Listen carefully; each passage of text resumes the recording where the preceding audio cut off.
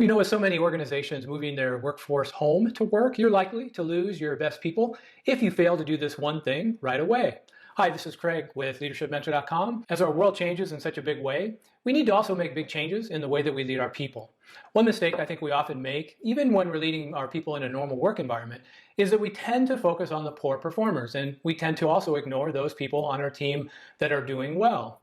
And we don't do it intentionally, but our natural tendency as leaders is to fix what's broken. So when we have those top performers that they never create issues, they're self-sufficient, they require little to no guidance, we actually tend to just let them work. But that's actually a really big mistake, especially in this work from home environment. So I want to talk to you a little bit today about what we can do about that. When you think about the one thing that's missing from our home work environment, it becomes really obvious that it's other people. People that created strong connections, that provided a more enjoyable work environment. So we got to find ways to replicate those connections as our people are working remotely. So how can we create and maintain that same level of connections? Well, it's not easy, but fortunately we do have technology today that actually allows us to take advantage of some of these opportunities. And so we just need to make sure we're using that technology. So I think the first thing that we need to do is have regular touch points. As we are looking at our team remotely, we're probably more aware of those issues and challenges and the poor performers.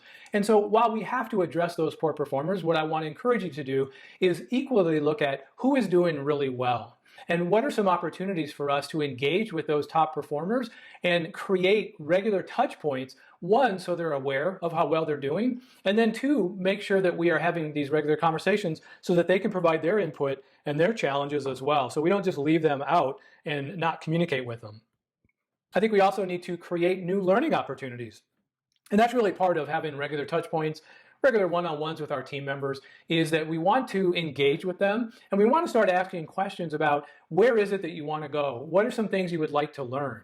So specifically in a working remote situation, as a leader, I may have weekly conversations in maybe 15, 20 minutes. And I may have those also with my top performers and simply say, talk to me about what you're challenged with in this new environment that we're working in. Are there some opportunities that you're aware of you'd like to learn some new things? So just get engaged with them, check in with them, and then create with them, partner with them, and create a learning track with them where they can start to get engaged. Maybe just sit in on some dial-in meetings, and so they can start to hear more about what's going on with maybe different project teams, maybe just operational groups, whatever that might be. Maybe there's some online learning that you can task them with, and an opportunity for them to create a kind of a career path. But what I want to encourage you to do is use those coaching skills that we've talked about frequently in other videos and use this as an opportunity to get your top performers really engaged and in control and guiding their career path. So I don't want you as the leader just to simply tell them what they need to learn or areas they need to grow in. We want to encourage our team members to think about that. Where do you see yourself in a year? What are some areas you need to learn? What are some meetings maybe that might help you, the ones that you're aware of, that you could jump in on and really just be a fly on the wall and start to learn and grow and just listen to what's going on in those. So definitely opportunities to learn and grow is important. And I think the last one is to empower them to connect with other people. And what I mean by this is an opportunity for them to maybe mentor lower performing team members, either somebody who's new or maybe leverage them to say, you know, we have this person who's really not doing well in this area. This is an area of your strength. Would you be willing to spend maybe 15 minutes a week like I am with you? Maybe you spend 15 minutes a week with them and maybe give this top performer a little bit of background on how to facilitate those conversations so it's not just a telling session. Engage them in the power of coaching and questions. And I would actually encourage maybe to do one or two mock calls where your top performers is actually talking to you, but they're talking to you like you are that lower performer, that mentoring relationships. Maybe do some role plays with that to get them used to that environment. But I really think this is a great opportunity for top performers. You motivate them because they're learning new skills on how to really engage and coach and mentor somebody else.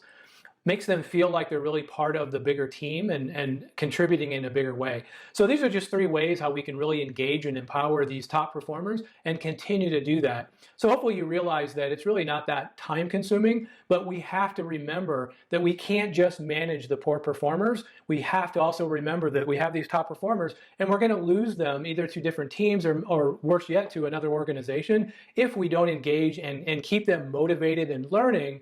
And I think that mentoring and learning new things are really powerful ways to do that. So I want to encourage you, if you found value in that, subscribe to our channel on YouTube. That way you can be notified when we have new content. So I hope you found that helpful, and I hope you have a great week.